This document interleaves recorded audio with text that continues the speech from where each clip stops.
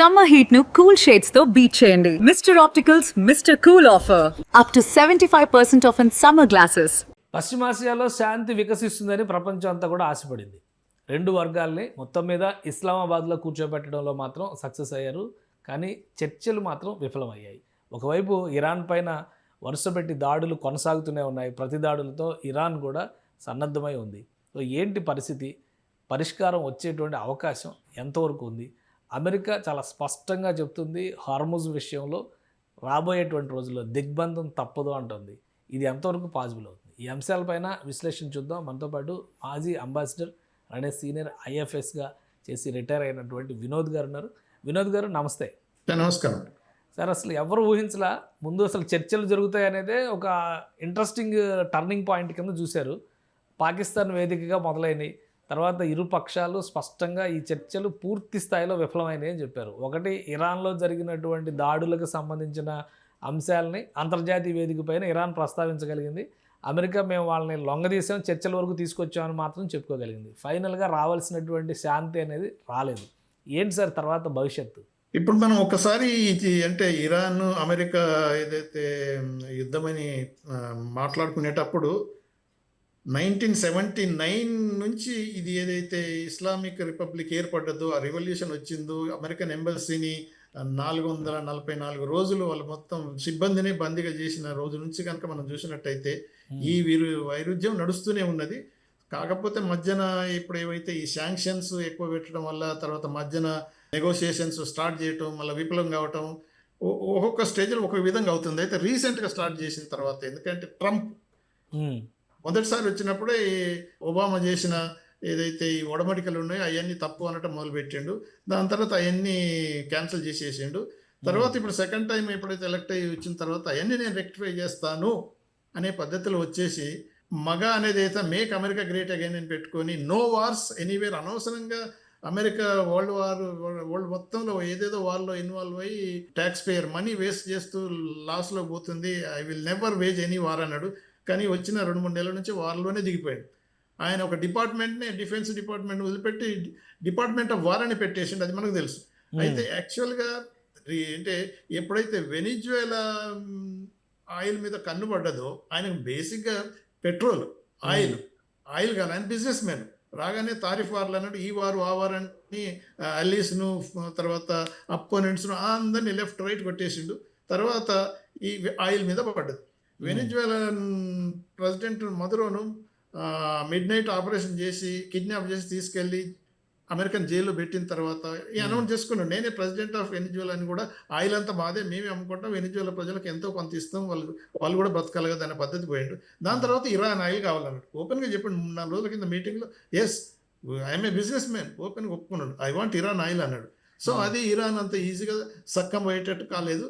అయితే జూన్లో ఏదైతే మనం చూసాం, ఇది 12 డేస్లలో మొత్తం ఈ ఇరానియన్ న్యూక్లియర్ ఇన్స్టాలేషన్స్ అన్ని అబ్లిటరేట్ చేసాం. వాళ్ళు న్యూక్లియర్ వెపన్ తీసుకునే పద్ధతి లేదని మళ్ళీ ఆల్ ఆఫ్ ఏ సడన్ ఇక ఇజ్రాయెల్ ప్రోద్బలంతో, ఇక్కడ స్పాయిలర్ ఓవర్ అంటే ఇప్పుడు వస్తున్నాం కదా ఆ టాక్స్కు, ఇది నెగోషియేషన్స్ జరిగే ముందు కొంత హోప్స్ ఉన్నాయి అన్నారు. కానీ నార్మల్గా అయితే నాకైతే మాత్రం హోప్స్ లేదు. ఎందుకంటే ఇంత పెద్ద ఇష్యూలో ఒక్క రోజులో వచ్చి కూర్చొని ఏదో సాల్వ్ చేసుకుంటారని అనలేము. ఎందుకు అని అంటే ఇరాన్ సైడు కొన్ని డిమాండ్స్ పెడుతున్నది, అమెరికన్ సైడ్ కొన్ని డిమాండ్స్ ఇస్తున్నది. ఈ మెసేజెస్ ఎక్స్చేంజెస్ అన్ని పాకిస్తాన్ చేసింది. కానీ ఎంతవరకు కరెక్ట్గా ఆ మెసేజ్లు వాళ్ళు ఎరవేసిందో అది కూడా ఎవరికి తెలియదు. But whatever it is, ఇస్లామాబాద్లో జరిగిన నెగోషియేషన్స్లలో వీళ్ళు ఏమంటారు అని అంటే ఫెయిల్ అయితే అని మనకు అంత ఎవ్రీబడి నోస్ ఫెయిల్, కానీ ఎంతవరకు ముందుకు అవుతుంది. అందుకనే కదా ఇప్పుడు ఇది 2 వారాలు సీజ్ ఫైర్ అనేది అనౌన్స్ చేసింది. దాని తర్వాత ఈ 2 వారాల్లో కూడా ఇంకా ఏది ఒక కొలిక్కి రాకపోవచ్చు, మళ్ళీ కూడా ఎక్స్టెండ్ చేసే అవకాశం ఉంటుంది. ఆల్రెడీ మన ఒమన్ ఏదైతే మీడియేట్ చేసిందో ఆ జెనీవాలో నెగోషియేషన్స్ 27 దాకా నెగోషియేషన్స్ అవుతూనే ఉన్నాయి. ఈవినింగ్ దాకా ఆల్మోస్ట్ ఫైనలైజ్ అయిపోయింది. ఈ బోత్ సైడ్స్ సైన్ చేసి అగ్రిమెంట్ అనౌన్స్ చేసే పద్ధతికి వచ్చే ఫైనల్ స్టేజ్లో ఈ 28th ఎర్లీ అవర్స్లో ఇటువంటి American Israel combined attack Iran మీద జరిగింది. సో అలానే ఇప్పుడు వాళ్ళు ఏమంటారంటే ఇరానియన్స్, ఎస్ మేము సిన్సియర్గా వచ్చాము, అమెరికన్ సైడ్ ఆ అగ్రిమెంట్స్ వీళ్ళైతే 10 పాయింట్ ఫార్ములా ఏదైతే అన్నారో అది బేస్ మంచిగానే ఉన్నది, వీ కెన్ నెగోషియేట్ అని ట్రంప్ కూడా అనౌన్స్ చేశారు కాబట్టి మేము పోయాము. కానీ ఇన్ ద మిడిల్ ఆఫ్ నెగోషియేషన్స్లో నెతన్యాహు జేడీ వాన్స్కి ఫోన్ చేసి ఆయన టోటల్గా డిఫరెంట్ వ్యూ ఇచ్చాడు కాబట్టి in the middle of the negotiations ఈ వీళ్ళ అమెరికన్ డెలిగేషన్ థింకింగ్ డిఫరెంట్ అయిపోయింది అని మన ఇరాన్ పార్లమెంటరీ స్పీకర్ ఓపెన్గా చెప్పేసింది. అంటే వాట్ ఎవర్ ఇట్ ఈస్, ఆ నెగోషియేషన్స్ మిగతా 3 పాయింట్లు తప్ప 10 పాయింట్లలో 3 పాయింట్లు స్టిక్కీ పాయింట్లు అయిపోయినాయి, మిగతా పాయింట్లలో ఆల్మోస్ట్ నియర్ కన్క్లూజన్కి వచ్చినాము అనేది బోత్ సైడ్స్ అంటున్నాయి. సరే ఆ 3 పాయింట్లు ఎలా అవుతాయి అనేది మాత్రం అంత ఈజీగా సెటిల్ అయ్యేటట్టు అయితే కనిపించట్లేదు. కానీ హార్మూజ్ గురించి ప్రపంచం మొత్తం అంతా కూడా ఆందోళన చెందుతుంది. అక్కడ బిగిస్తే కనుక, ఇరాన్ ఉచ్చు బిగిస్తే కనుక మళ్ళీ ధరల పెరుగుదల ఇవన్నీ డైరెక్ట్ కనిపిస్తున్నాయి. 2 రోజులు రిలాక్సేషన్ చూసిన తర్వాత దాని ఎఫెక్ట్ ఏంటనేది అందరికీ అర్థమైంది. సో అసలు పెట్టుబడి హార్మూజ్ ఇష్యూనే అవుతుందా, ఇంకా వేరైనా కారణాలు ఏమైనా ఉన్నాయా? ఇప్పుడు అదే మొదటి నుంచి ట్రంప్ అన్నది ఏంటంటే ఇరాన్ న్యూక్లియర్ ఆర్మ్ను పొసెస్ చేయడానికి వీలు లేదు అని ట్రంప్ అనౌన్స్ చేస్తున్నాడు. ఇరాన్ కూడా ఎస్ మాకు అసలు న్యూక్లియర్ బాంబే అవసరం లేదని వాళ్ళే అనౌన్స్ చేసింది. కాకపోతే ఏముంటుందంటే అమెరికా మళ్ళీ ఒక నెగోషియేషన్స్ టైంలో అమెరికా వచ్చేసి న్యూక్లియర్ ఫెసిలిటీస్ ఏది ఉండొద్దు, మీరు మెడిసినల్ పర్పస్కైనా ఎలక్ట్రిసిటీకైనా ఇండస్ట్రియల్ పర్పస్కైనా వాటానికి కూడా వీల్లేదంటే అప్పుడు ఇరాన్ ఏమంటుంది, ఎన్పిటి సిగ్నేటరీగా మాకున్న రైట్స్ ఇంటర్నేషనల్ రైట్స్ నువ్వు ఎలా నో అనేస్తావు, okay international atomic energy agency ఆధ్వర్యంలో మేము చేసుకునే న్యూక్లియర్ ప్రోగ్రామ్స్ అన్ని వాళ్ళు సూపర్వైజ్ చేయొచ్చు, వాళ్ళ సూపర్వైజర్లు మేము నడిపిస్తాం, కానీ జీరోకి తీసేయాలి కొట్టేయాలని అంటే ఎలా అవుతుంది కాదని వాళ్ళు అన్నారు. అంటే ఇప్పుడు ట్రంప్ ఏమనేది మీరు ఇప్పుడు అన్నారు కదా హార్మూజ్, ఇప్పుడు స్ట్రెయిట్ ఆఫ్ హార్మూజ్ గురించి ట్రంప్కు ఎప్పటి నుంచో కనబడ్డది ఏంటంటే కర్గ్ ఐలాండ్స్ని కనుక ఆక్రమించుకొని ఈ ఇరాన్ ఆయిల్ అంతా మన చేతిలో ఉంటే నేనే అమ్ముతాను ఇరాన్ ఆయిల్ అనేది ఒక స్టేజ్లో అనేసి. అంటే ఈ స్ట్రెయిట్ ఆఫ్ హార్మూజ్ ఇప్పుడు చూసినప్పుడు లేటెస్ట్ ఏమన్నాడు, ఇరానియన్స్ ఏమంటున్నారు అంటే మేము స్ట్రెయిట్ ఆఫ్ హార్మూజ్ను క్లోజ్ చేయలేదు, it is open for all others but America తర్వాత అమెరికా అలీస్ అమెరికా సపోర్టర్స్ ఎవరైతే ఉన్నారో ఈ వార్లో వాళ్ళకి మాత్రం రిస్ట్రిక్షన్, వాళ్ళు వస్తే మాత్రం మేము అలో చేయమని అన్నారు. ఇప్పుడు ట్రంప్ ఏమంటున్నాడంటే ఈ will close blockade the strait of Hormuz all vessels అని. అంటే ట్రంప్ చేసేది ఏంటి అది, కానీ అది పాసిబుల్ అవుతుందా? అది పాసిబుల్ అవుతుంది. అక్కడ సీ మైన్స్ పెట్టేశారు, అసలు షిప్లు వెళ్తే కూడా అన్ఎక్స్పెక్టెడ్ బ్లాస్టింగ్స్ చాలా జరుగుతాయి, ఇట్లాంటి రకరకాల కథనాలు వస్తున్నాయి. ఇప్పుడు ఇరాన్ని కాదని అమెరికా హార్మూజ్ని కంట్రోల్లోకి తీసుకునేటువంటి అవకాశాలు ఉన్నాయా? అక్కడ జాగ్రఫీ దానికి సహకరిస్తుందా? It is not possible.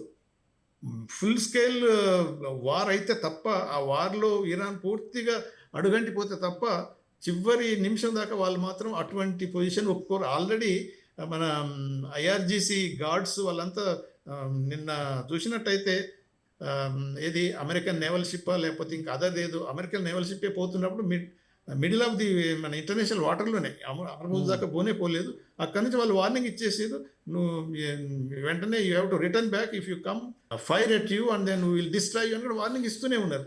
IRGC gourd చేస్తుంది కాబట్టే వాళ్ళ ఇరాన్ కాదని అమెరికా ఎలోన్ నేను మొత్తం నేవల్ బ్లాకెట్ చేశాను, ఆర్డర్ ఇచ్చేసాను ఈరోజు 5 గంటల నుంచి ఈ బ్లాకెట్ కూడా వస్తుందని అనౌన్స్ చేసాడు ట్రంప్. కానీ అటువంటిది కనుక బ్లాకేడ్ కనుక ప్రయత్నం కనుక చేసినట్టయితే మళ్ళీ వార్ ఎస్కలేట్ అవుతుంది. ఈవెన్ ఏదైతే డిస్కషన్స్ ఫెయిల్ అయినాయి, తర్వాత సీజ్ ఫైర్ ఇంకా అసలు ఈ టోటల్ సినారియోలో యుద్ధం జరగడము, విరమణ ప్రకటించడము, చర్చలకు వెళ్ళడము ఎంత చూసిన తర్వాత ఈరోజు మారిపోయినటువంటి ఆస్పెక్ట్ అంటే చర్చలు విఫలం అనేది అనౌన్స్మెంట్ అయిపోయింది. మీడియేషన్ విషయంలో పాకిస్తాన్ రోల్ ఏంటి? ఒకవైపు అమెరికా ఆహా ఊహా అంటుంది, పాకిస్తాన్ మేమే చేసామంటుంది, చూసే వాళ్ళందరికీ ఒక అయోమయం వస్తుంది. మీడియేషన్ విషయంలో సక్సెస్ఫుల్ ప్లాట్ఫామ్ చేయడంలో కానీ, ఇష్యూస్ని ఫోకస్ చేయడంలో కానీ పాకిస్తాన్ పాత్ర ఏంటి, ఎంతవరకు సక్సెస్ అయ్యింది? సార్ ఇప్పుడు మనం ఈ మీడియేషన్ ఎఫర్ట్స్ 4 కంట్రీలు చేసినాయి, పాకిస్తాన్ లీడ్ చేసినా కానీ టర్కీ, ఈజిప్ట్, తర్వాత సౌదీ అరేబియా, పాకిస్తాన్. సో ఈ 4 కంట్రీస్ కలిసి చాలా ఎఫర్ట్స్ పెట్టింది. కాకపోతే ఏంటంటే పాకిస్తాన్ ఆర్మీ చీఫ్ అనాలా లేకపోతే అది ఫీల్డ్ మార్షల్ లేకపోతే ముల్లా మునీర్ ఏదైతే చేస్తున్నాడో ఆయన ఎందుకంటే ఆర్మీ క్యాంపులలో పోయి కూడా ఆయన ప్రేయర్ పెట్టి బోధించడం మొదలుపెట్టిండు. అంటే ఇక ఆయన ఏ పాత్ర వహిస్తుంటో తెలియకుంటుంది. బట్ ఆయనకున్న సంబంధం అంటే రిలేషన్స్ విత్ ట్రంప్ ఆ పర్సనల్ అది. దానికి చాలా హిస్టరీ ఉందనుకోండి. ఇక వాళ్ళ అల్లుడికైనా, కొడుకైనా ఆయన మన మునీర్, జనరల్ మునీర్ మొత్తం బిజినెస్ చేయటం, మిగతా అదర్ యాక్టివిటీస్ ఏదైనా అది పోనీ కానీ ట్రంప్ కూడా మునీర్ మెచ్చుకున్నాడు కదా, జనరల్ మునీర్ ఇంత గ్రేట్ అంత గ్రేట్, సరే వాట్ ఎవర్ ఇట్ ఇస్. ఆ ఉన్న సాన్నిధ్యం తోటి, ఆ రిలేషన్స్ తోటి ఆయన కొంతవరకు ఇస్లామాబాద్లోనే ఈ డిస్కషన్స్ అయ్యేటట్టుంటే బాగుంటుందని కన్విన్స్ చేసిండు ట్రంప్. అదే విధంగా ఎందుకంటే అది Pakistan neighbour country to Iran. అవును. సో మిగతా కంట్రీస్ కావు నైబర్ కంట్రీస్. అవును. సౌదీ అక్కడ ఉన్నా కానీ సౌదీనే కదా ఇరాన్ తరఫున, ఇరాన్కి అగెనిస్ట్ గానే అమెరికాతో కలిసి యుద్ధం చేస్తున్నట్టు లెక్క కదా. సో అందుకని దాన్ని కూడా లేదు. తర్వాత ఇక టర్కీ మీద కొన్ని మిసైల్ పడిన టర్కీ కూడా ఏదో అనేసింది అప్పుడు. తర్వాత ఒకటే ఈజిప్ట్ కొద్దిగా దూరం ఉండి అది బాగానే ఉండు, కానీ అలా కాకుండా ఏదో బోత్ కంట్రీస్కు రీజనబుల్గా అగ్రియేబుల్ ప్లేస్ కాబట్టి ఇస్లామాబాద్ ఓకే అన్నారు. అయితే ఇస్లామాబాద్కి వచ్చిన తర్వాత ఈ వీళ్ళ మధ్యన ఏదైతే ఈ మెసేజ్ ఎక్స్చేంజెస్ ఏదైతే పాకిస్తాన్ కన్వీ చేయగలిగిందో, ఇరాన్ అనేది అంటే మేము చెప్పిన పాయింట్స్ అన్ని వాళ్ళు ముందు ఒప్పుకొని అంటేనే మేము మీటింగ్కి వచ్చాము. ఇప్పుడు ఈ మీటింగ్ ఏదైతే ఉందో ఈ నెగోషియేషన్స్ కు వాళ్ళు కావాలని చెడగొట్టుకొని వెళ్ళిపోతున్నారు. ఎందుకంటే they want to have some excuse. ఎందుకంటే ఇంతకుముందు 2 సార్లు కూడా అలానే జరిగి నెగోషియేషన్స్ అంటూ నెగోషియేషన్లు దింపి ఈవినింగ్ దాకా నెగోషియేషన్ పెట్టి నెక్స్ట్ డే మార్నింగ్ చీకట్లోనే మమ్మల్ని అటాక్ చేస్తున్నారు. So we lost the trust. Trust deficit ఉన్నది. అది అమెరికన్స్ అంటే స్టెప్ బై స్టెప్ వాళ్ళ అంటే డిమాండ్స్ ఇంక్రీజ్ చేస్తూ ఈ టాక్స్ నెతన్యాహు ఫోన్ చేసి మాట్లాడిన తర్వాత ఈ టాక్స్ ఫెయిల్ అవుతాం అన్నట్టే మాకు అనిపించింది. అలానే ఫెయిల్ అయినాయి అనౌన్స్ చేయడానికి వీళ్ళు అంటే మేము కూడా నెగోషియేట్ చేసాం, ఫెయిల్ అయిన టాక్స్, అందుకనే మేము మళ్ళీ వార్ చేస్తున్నాం, మళ్ళీ యుద్ధానికి పోతున్నాం అంటున్నారు. అంటే నెక్స్ట్ ఇంకా చర్చలు ఉంటాయా, లేదంటే ఇదే ప్రతిష్టంభన? చర్చలు తప్పకుండా ఉంటాయి. ప్రతిష్టంభన ఇలానే కొనసాగుతుందా చర్చల విషయంలో? అంటే అప్పటి వరకల్లా కొంతవరకు మార్పు రావచ్చు. ఎందుకంటే నిన్న మనం చూసినట్టయితే పుటిన్ పెద్ద అంటే సీరియస్ స్టేట్మెంట్ ఇచ్చిండు, వీఆర్ రెడీ టు మీడియేట్, మేము చేస్తాం, వారు మళ్ళీ ఎస్కలేట్ కాకూడదు, దానివల్ల ప్రపంచ అంటే ఎకానమీ దెబ్బతినిపోతుంది, అస్థిరత చాలా అయిపోతుంది, అలా జరగటానికి వీల్లేదని.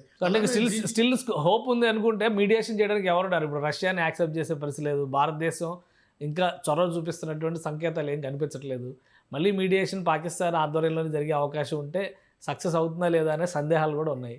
సో ఫర్దర్గా ఎలా ఉండొచ్చు? అదే ఇప్పుడు మన పాకిస్తాన్ ఆల్రెడీ అయిపోయింది కాబట్టి మళ్ళీ అక్కడే మళ్ళీ వచ్చి మళ్ళీ ఏది మీడియేషన్ ద్వారా నెగోషియేషన్స్ సంభాషణలు ఏదో చేసి అక్కడ జరుగుతుందనే అవకాశాలు అయితే చాలా తక్కువ. ఇప్పుడు ఈజిప్ట్ ఉన్నది, దే కెన్ మేనేజ్, టర్కీ ఉన్నది, they can manage, what ever it is. Oman అయితే ఇప్పుడు అంటుంది మళ్ళీ, ఎందుకంటే ఒమన్ నెగోషియేషన్స్ అప్పుడు జెనీవాలో మొత్తం ఒమన్ ఫారెన్ మినిస్టర్ చాలా అంటే ఇంపార్టెంట్ రోల్ ప్లే చేస్తున్నాడు. ఇప్పటికి కూడా ఒమన్ ఏమంటుందంటే దో అమెరికన్ ఆ క్యాంపులో ఉన్నా కానీ ఇరాన్ కాదు దాడి చేసింది, అమెరికన్ వచ్చే నెగోషియేషన్ టైంలో దాడి చేసింది, కాబట్టి మీరు దిగి రావాలి, డిస్కస్ చేయాలి, సాల్వ్ చేయాలన్నట్టే అది అంటుంది. కాబట్టి దేర్ ఈస్ పాసిబిలిటీ నెగోషియేషన్ అయ్యేటట్టు కొంతవరకు. ఈ ట్రంప్ ఇదంతా బిజినెస్ అంతా ఇప్పుడు ఏం చేస్తాడు, ఒక మాట ఇప్పుడు మాట్లాడతాడు, ఆయిల్ ప్రైస్ అంత పెరిగిపోతుంది, నెక్స్ట్ డే ఇంకోటి అంటాడు ఓకే ఏదో సీజ్ ఫైర్ అనౌన్స్ చేసాం నో ప్రాబ్లం అంటాడు, మళ్ళీ ఇప్పుడు బ్లాకేడ్ చేసి 44 కంట్రీస్ అది స్టేట్ ఆఫ్ హార్మజ్ మనం ఫ్రీగా చేయాలని సంతకాలు చేసి నెగోషియేషన్ చేస్తున్నారు. ఇరాన్ అన్నది మేము అసలు బ్లాకేజ్ చేయలేదు, ఓన్లీ అమెరికన్ ప్లస్ ఇజ్రాయెల్ వాళ్ళ సపోర్టర్ మాత్రమే తప్ప మిమ్మల్ని ఎవరిని రిస్ట్రిక్ట్ చేయట్లేదు. మనకు ఆయిల్ కూడా వచ్చింది, 2 ట్యాంకర్లు వచ్చినాయి గుజరాత్లో ఆల్రెడీ, ఫస్ట్ టైం ఆఫ్టర్ 70 అంటే రిస్ట్రిక్షన్ తర్వాత. సో ఇరాన్ సైడ్ ప్రాబ్లం అనిపించట్లేదు, కానీ ట్రంప్ ఒక పిక్చర్ లెక్క ఆయిల్ అని బిజినెస్ అని సెకండ్ ఛాన్స్ అయితే ఉన్నది, మళ్ళీ నెగోషియేషన్స్ అయ్యే ఛాన్సెస్ అయితే ఉంది. Right sir thank you sir విశ్లేషణ అందించినందుకు. ఇది మొదటి దశ చర్చలు విఫలమైనా కానీ మరొక అవకాశం ఖచ్చితంగా ఉంటుందంటున్నారు. అమెరికా నాయకత్వం మొండితనంతో వ్యవహరించడమే చర్చల వైఫల్యానికి ప్రధానమైనటువంటి కారణం అవుతుంది. దీనివల్ల ప్రపంచ దేశాలన్నీ కూడా పర్యవసానాలను భరించాల్సి వస్తుంది. సో రాబోయే రోజుల్లో ఏం జరగబోతుంది, యుద్ధం విషయంలో మాత్రం ఇరాన్ చాలా అప్రమత్తంగా ఉంది. అలానే అమెరికా అనుసరిస్తున్నటువంటి వైఖరిని ప్రపంచ దేశాలన్నీ కూడా గమనిస్తూ ఉన్నాయి. రష్యా కూడా దీనిపైన ఇప్పటికే పెదవి విప్పింది కాబట్టి కొద్ది రోజుల విరామం తర్వాత మళ్ళీ చర్చలు ప్రారంభం కావచ్చని వినోద్ గారు అంటున్నారు. ఇది స్పెషల్ డిస్కషన్, కీప్ వాచింగ్.